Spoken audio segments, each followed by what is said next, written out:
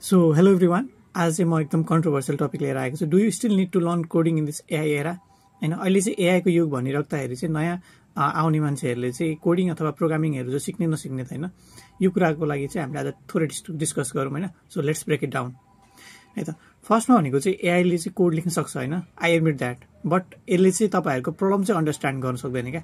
तपाईहरुले चाहिँ त्यो प्रब्लमलाई डिस्क्राइब गर्नको लागि पनि तपाईहरुले चाहिँ थिंकिङ चाहिँ हुनुपर्छ क्या हैन. अनि त्यसपछि मेजर अर्को कुरा भनेको चाहिँ के हो भन्दाखेरि coding is just about syntax हैन.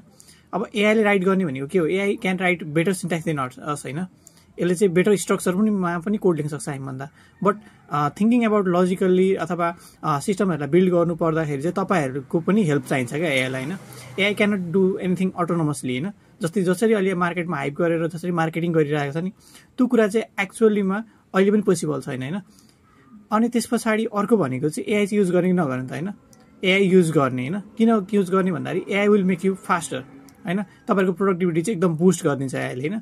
त्यही कारणले गर्दाखेरि चाहिँ तपाईहरुले चाहिँ अथवा कोडिङ अथवा प्रोग्रामिङ सिक्नु भयो भने चाहिँ तपाईलाई के फाइदा हुन्छ भन्दाखेरि तपाईहरुले कोडलाई चाहिँ बेटर अन्डरस्ट्यान्ड गर्न सक्नुहुन्छ हैन.